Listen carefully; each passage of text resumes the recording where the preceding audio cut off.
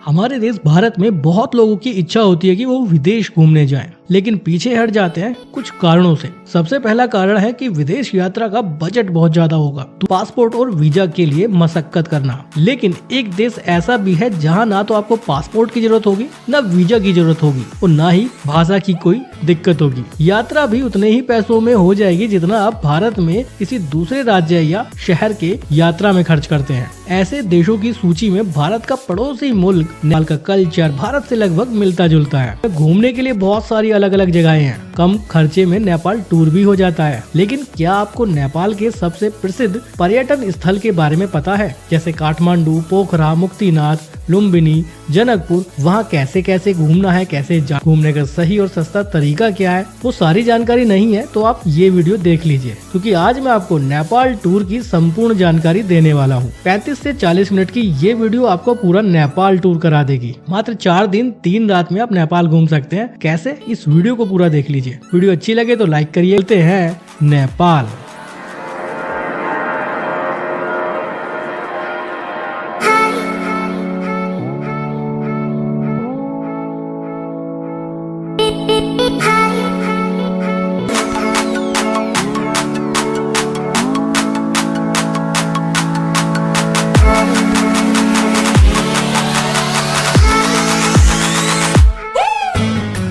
नेपाल कोई शहर नहीं, कोई राज्य नहीं, बल्कि एक पूरा देश है। तो यहाँ घूमने के लिए भी बहुत सारी अलग अलग जगहें हैं। इन सभी जगहों को कैसे घूमना है वो तो मैं आपको बताऊंगा ही, लेकिन पहले आपको बताते हैं कि नेपाल कैसे पहुंचा जाए। नेपाल घूमने के लिए सबसे बेस्ट रहेगा कि आप पहले नेपाल की राजधानी काठमांडू पहुंच जाएं। दिल्ली से बात करें तो दिल्ली से काठमांडू की दूरी करीब 1166 किलोमीटर है।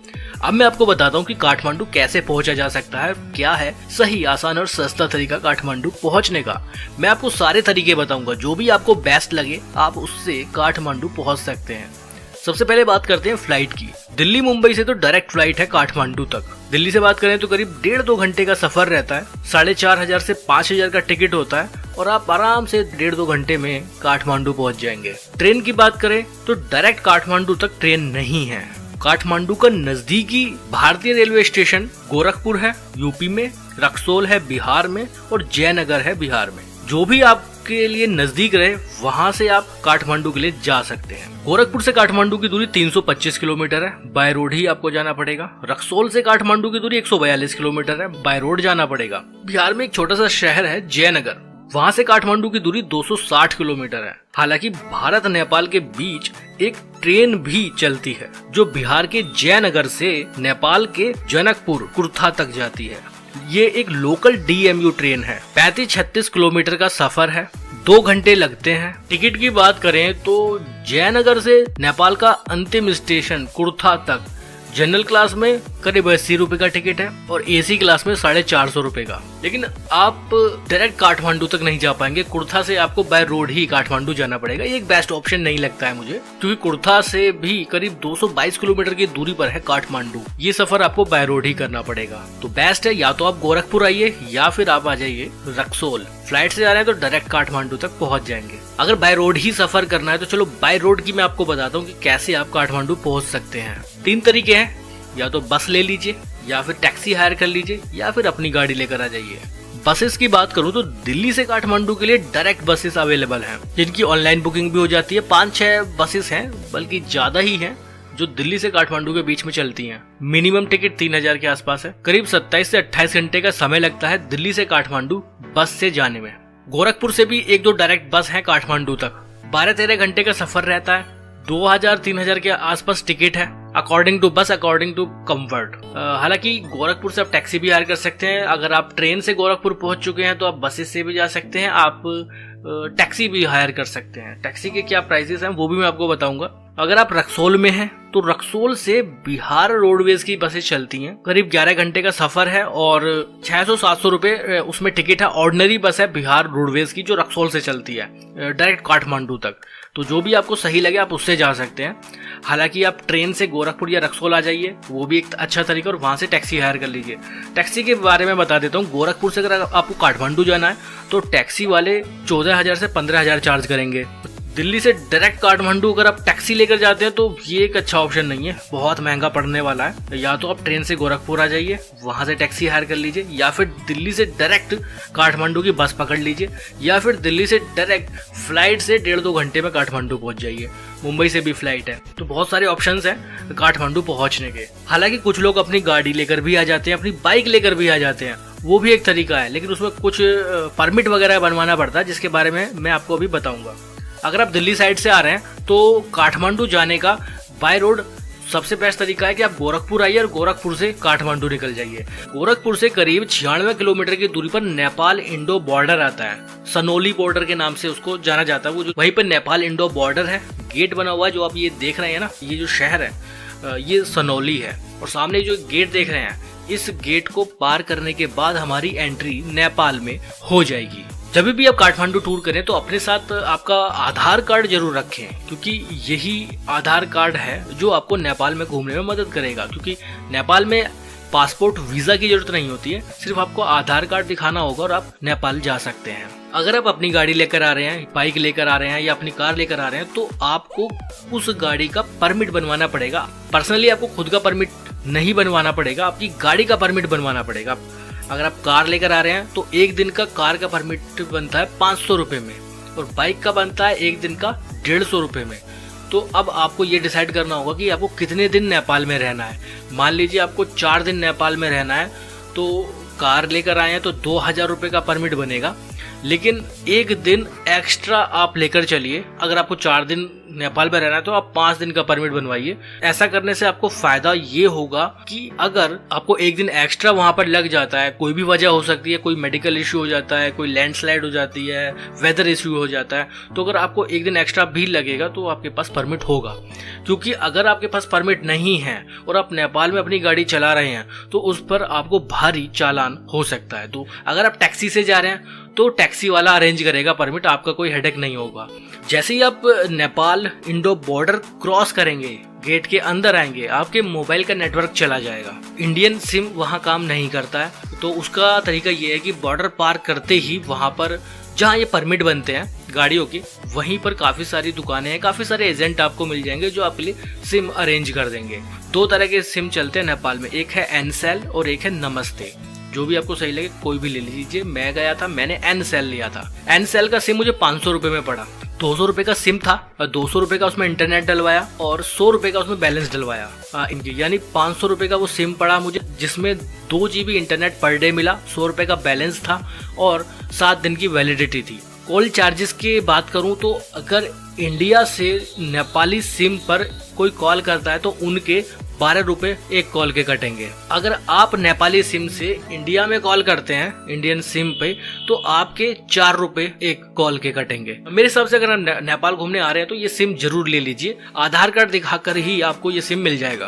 बॉर्डर पार करने के बाद ही आप चाहें तो इंडियन करेंसी को नेपाली करेंसी में भी कन्वर्ट करवा सकते हैं। काठमांडू पहुंचने के सभी तरीके, आपके शहर से, आपके राज्य से जो तरीका आपको बेस्ट लगे आप उससे काठमांडू पहुंच सकते हैं। अब आपके पास नेपाली सिम भी है, अब आपके पास नेपाली करेंसी भी है, अपनी गाड़ी लाए हैं तो गाड़ी का परमिट भी है। अब आप पूरी तरह से तैयार हैं नेपाल में घूमने के लिए। अब बात करते हैं कि काठमांडू में होटल कहाँ ले, स्टे कहाँ करें। देखिए काठमांडू के जो होटल्स के चार्जेस हैं वो 800-1000 रुपए से शुरू हो जाते हैं, जो 6-7 हजार तक जाते हैं। डिपेंड आप पर करता है कि आप किस लोकेशन पर कौन सा होटल लेते हैं। काठमांडू एक बहुत बड़ा शहर है, तो बात यही आती है कि किस लोकेशन पर होटल लिया जाए, क्योंकि इंडिया से जो भी टूरिस्ट जाते हैं उन्हें पता नहीं होता है कि काठमांडू में कहाँ हमें घूमना है, कहाँ होटल लेना बेस्ट रहेगा। वीडियो अच्छी लग रही है तो एक बार लाइक जरूर करिएगा। आप में से कितने लोग नेपाल घूम चुके हैं, आपका एक्सपीरियंस कैसा रहा, वो भी आप हमें कमेंट बॉक्स में बता सकते हैं। चलिए मैं आपको काठमांडू की कुछ लोकेशन बताता हूँ कि जहाँ पर आप होटल ले सकते हैं।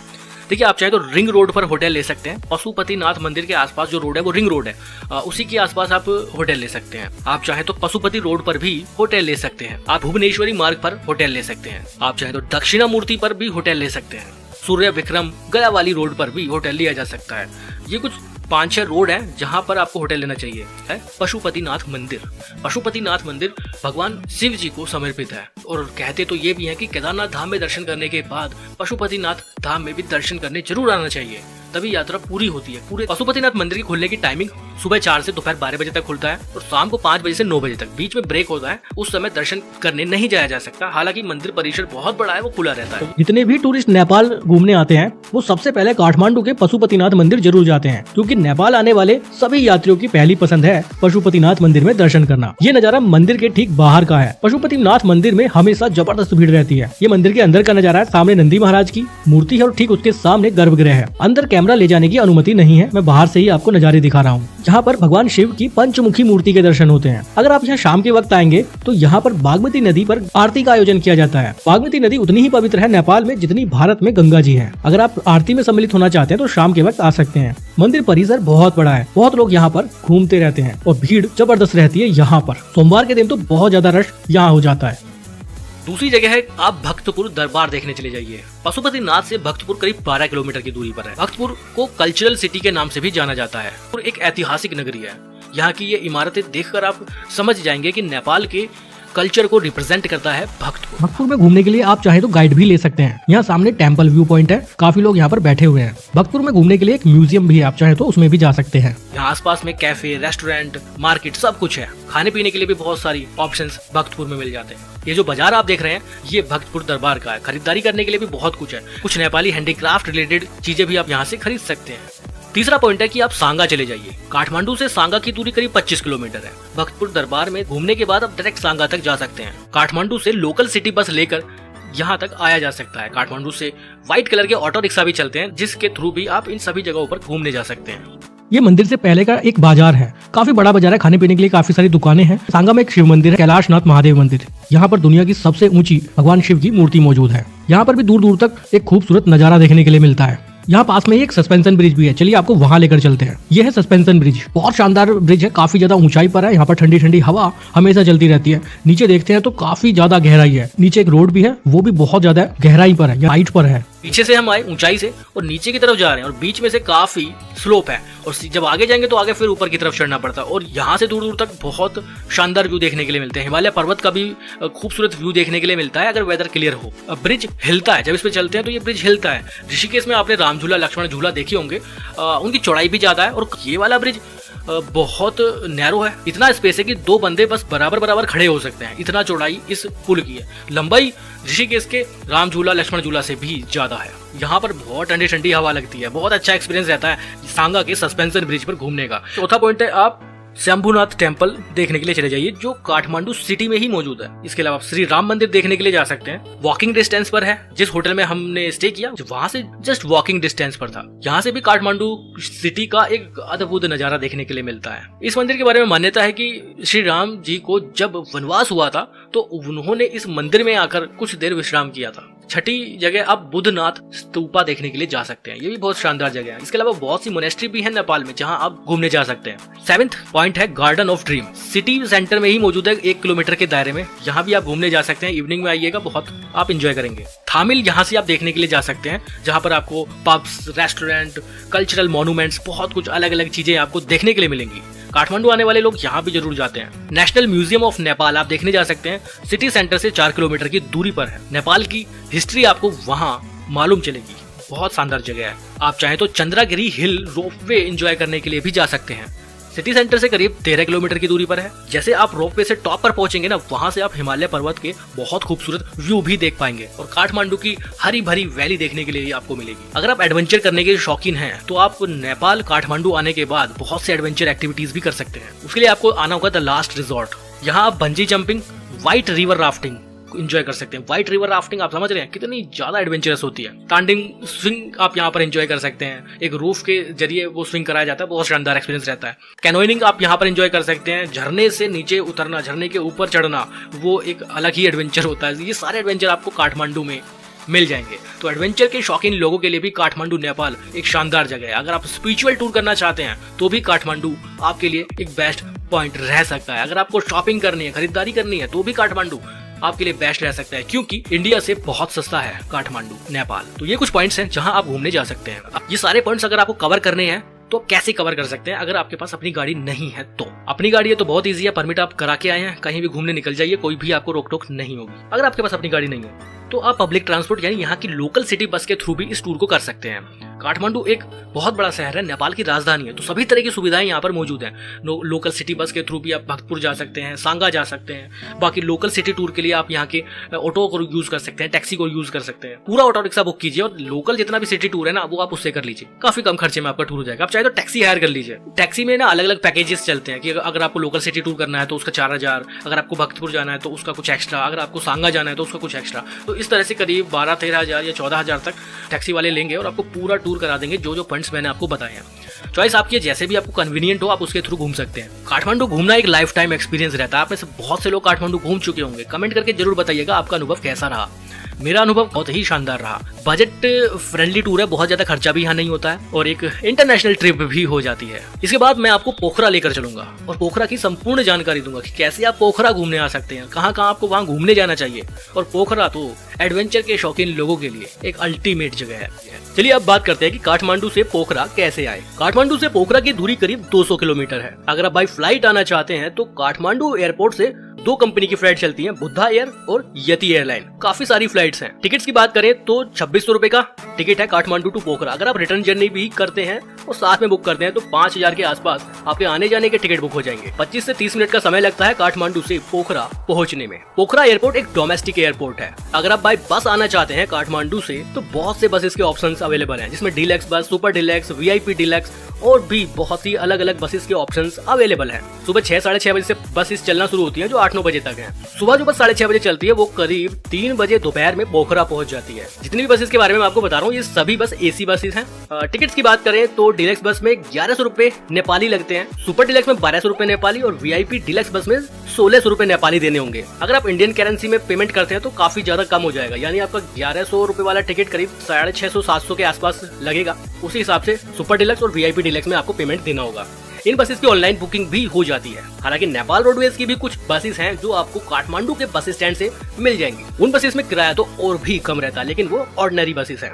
बेस्ट है कि आप एसी कोचेस से जाइए, लग्जरी फील लेकर जाइए। पिकअप की बात करें तो काठमांडू में बहुत सारे अलग अलग पॉइंट्स हैं जहां से बस आपको पिक कर लेगी। 7-8 अलग अलग पॉइंट्स हैं जहां से आप काठमांडू से बस पिक कर सकते हैं, जिसमें सोरखुते, बलाजाऊ, बनस्थली, स्वयंभू, सीतापुलिया, कालांकी, नाई कैप और थानकोट। इन किसी भी जगह से आप ये बस पिक कर सकते हैं। ये बस आपको पोखरा के टूरिस्ट बस पार्क पे ड्रॉप करेगी। गाड़ी लेकर आए हैं काठमांडू तो पोखरा भी आप अपनी कार से ही जा सकते हैं। अपनी गाड़ी का एक परमिट बनवाना पड़ता है जो आप बॉर्डर पे ही बनवा चुके होंगे नेपाल में घूमने के लिए। उसके बाद आप पोखरा भी जा सकते हैं। काठमांडू से पोखरा का 200 किलोमीटर का सफर बहुत खूबसूरत नजारों से भरा रहता है। पहाड़ों के बीच से आपकी गाड़ी चलेगी, बहुत शानदार ये जर्नी रहती है। आने के बाद स्टे कहाँ करें, रुकना कहाँ चाहिए? देखिए पोखरा में होटल, गेस्ट हाउस, रिजॉर्ट्स और हॉस्टल्स भी अवेलेबल देकर आप होटल्स में रुक सकते हैं। इसके अलावा 7-8 हजार या उससे ज्यादा तक के भी होटल्स पोखरा में अवेलेबल है।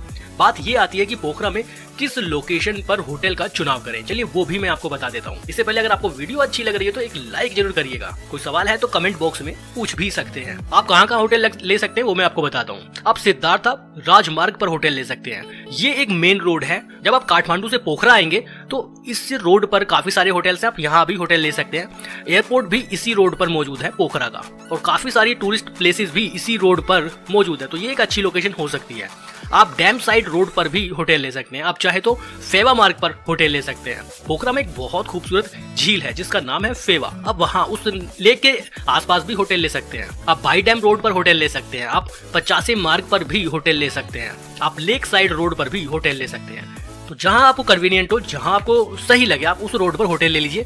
ये जितने भी रोड्स मैंने आपको बताए हैं ये बेस्ट पॉइंट है जहां आप होटल का चुनाव कर सकते हैं कि पोखरा में कहाँ कहाँ घूमने जाएं। पोखरा में घूमने के लिए बहुत कुछ है। मैं आपको सभी पॉइंट्स बताऊंगा कि आपको कहाँ कहाँ घूमने जाना चाहिए और घूमने का तरीका क्या है। पब्लिक ट्रांसपोर्ट से, बसेस से, टैक्सी से कैसे आप बहुत आसानी से और बहुत कम खर्चे में घूम सकते हैं वो मैं आपको इस वीडियो में अब आगे बताने वाला हूँ। अब पोखरा में डेविस फॉल देखने के लिए चले जाइए। ये जो जगह आप देख रहे हैं ये डेविस फॉल का एंट्री पॉइंट है। सिद्धार्था मार्ग पर ही डेविस फॉल मौजूद है। आसपास में कुछ दुकानें भी है, अगर आपको कुछ खरीदारी करनी है तो वो भी आप यहाँ पर कर सकते हैं। यहाँ पर 100 रुपए एंट्री टिकट भी है। जैसे ही अंदर एंट्री करते थे तो एक पूरा मैप बना हुआ है जिसमें इंडिकेशन दिए गए हैं कि आपको कहाँ कहाँ यहाँ पर घूमने आना है। कि आप डेविस फॉल के एकदम बहुत करीब नहीं जा सकते, वहाँ पर नहाने की भी परमिशन नहीं है, हालांकि रास्ता ही नहीं है वहाँ तक जाने का।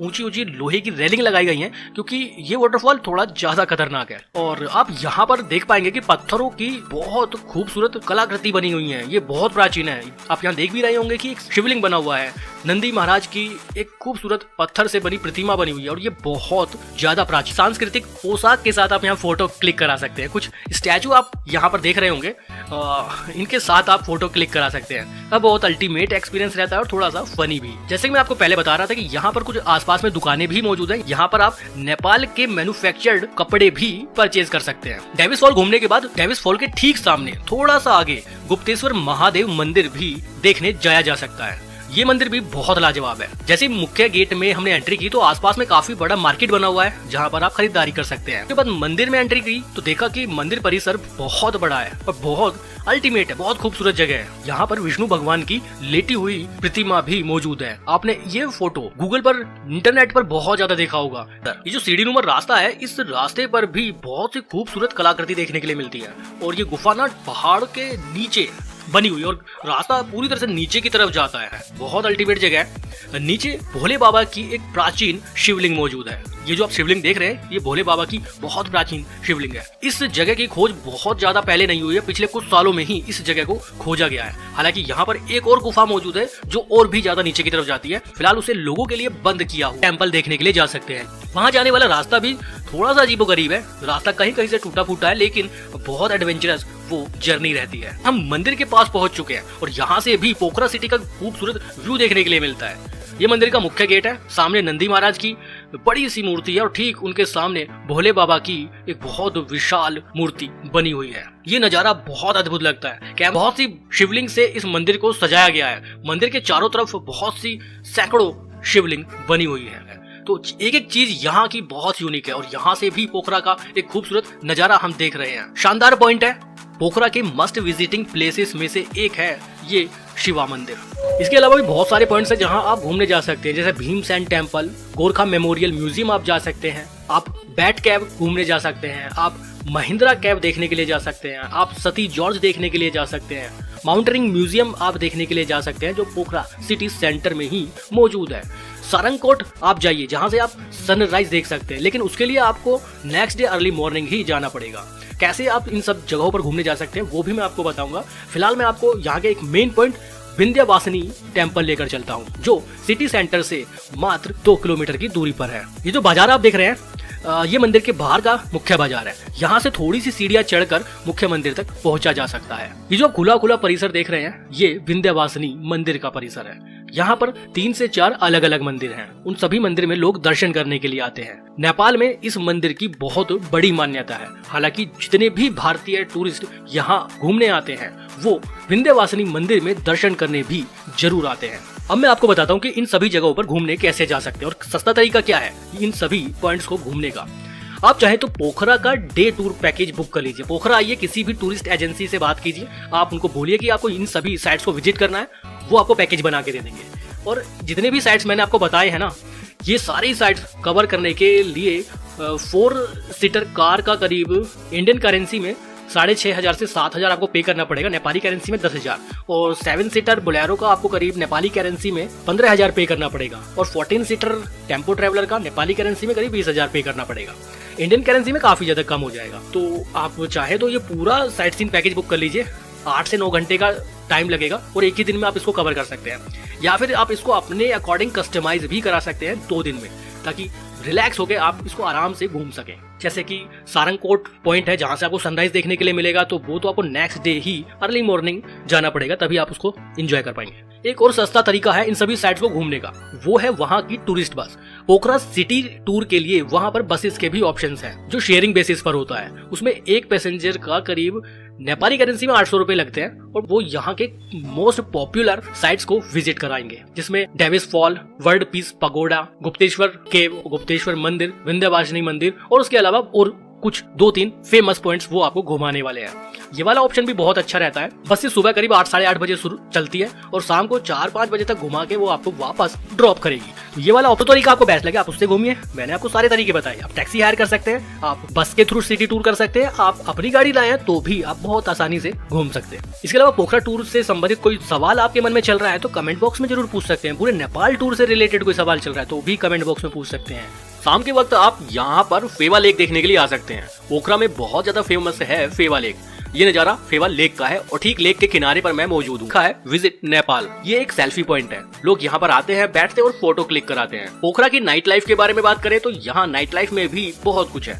बहुत सारे बार डिस्को मौजूद हैं जिसमें लोग एंजॉय करने के लिए आते हैं। हालांकि 2-3 अलग अलग मार्केट हैं जहां आप रात के समय घूम सकते हैं, खरीदारी कर सकते हैं और भी बहुत कुछ यहाँ आपको देखने के लिए मिलेगा। यहाँ बार, पब, डिस्को आम बात है। जगह जगह आप देखेंगे कुछ लोग म्यूजिक प्ले कर रहे हैं, कुछ लोग सिंगिंग कर रहे हैं। तो ऐसी दिलचस्प चीजें आप यहाँ रात के समय अलग अलग रेस्टोरेंट्स में देख पाएंगे।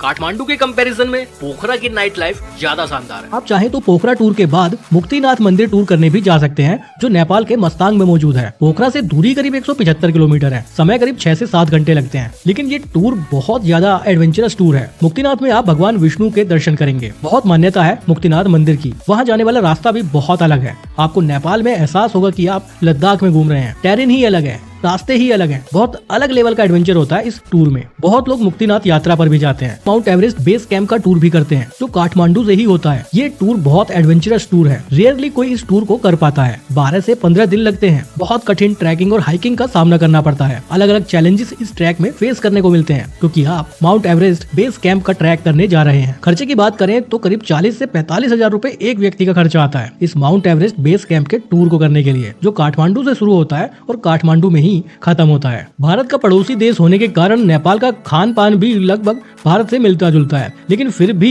यहाँ के कुछ व्यंजन ऐसे हैं जो आपको भारत में कहीं देखने के लिए नहीं मिलेंगे। आप चाहें तो उन्हें ट्राई कर सकते हैं। उनमें से एक है सेल रोटी। सेल रोटी डोनेट की तरह होती है जो नेपाल के प्रसिद्ध स्ट्रीट फूड में से एक है। आप यहाँ पर नेपाल के ऑथेंटिक मोमोज ट्राई कर सकते हैं। नेवारी खाजा आप यहाँ पर खा सकते हैं जो एक नेपाली भोजन है। इस व्यंजन को यहाँ पर त्योहारों पर विशेष तौर पर बनाया जाता है। आप यहाँ पर कुंड्रुक ट्राई कर सकते हैं जो सूखी पत्तियों से तैयार किया जाता है। यहाँ आप बारा ट्राई कर सकते हैं जो नेपाल का मशहूर नाश्ता है। चावल के आटे से इसे बनाया जाता है जो पेन केक की तरह ही होता है। आप नेपाल आने के बाद थुक्पा ट्राई कर सकते हैं जो यहाँ आने वाले टूरिस्ट में बहुत ज्यादा प्रसिद्ध है। आप यहाँ की धांडो थाली ट्राई कर सकते हैं जो एक प्रकार का दलिया है जो कार्निमल और कूटू के आटे को पानी में उबाल कर बनाया जाता है। यह नेपाल का एक मीठा व्यंजन है। आप यहाँ योमारी ट्राई कर सकते हैं जो यहाँ का एक खास व्यंजन है। खास तौर पर योमारी त्योहारों पर ही बनाया जाता है। नेपाल की ज्यादातर डिश में चावल के आटे का इस्तेमाल किया जाता है। यहाँ पर वेजिटेरियन और नॉन वेजिटेरियन अलग अलग बहुत सी डिश बनाई जाती है। अगर आप नेपाल आते हैं तो आप नेपाल की एक बार ऑथेंटिक वेज थाली जरूर ट्राई करिएगा जिसमें अलग अलग तरह की सब्जियां मौजूद रहती हैं। सब्जियां वही हैं जो भारत में रहती हैं लेकिन इनका टेस्ट अलग है बिल्कुल। आप यहाँ की वेज थाली जरूर ट्राई करिएगा। यहाँ सभी जगहों पर घूमने जा सकते हैं। डिपेंड आप ही पर करता है कि आप किस तरह का टूर करते हैं। बजट फ्रेंडली टूर है नेपाल टूर। ये वीडियो अच्छी लगी तो लाइक शेयर जरूर करिएगा। चैनल पर नए हैं तो सब्सक्राइब करके जाइएगा। फिर मिलेंगे आपसे एक नई वीडियो पर एक नई जगह की इन्फॉर्मेशन के साथ। आज के लिए इतना ही। बहुत बहुत धन्यवाद। हर हर महादेव।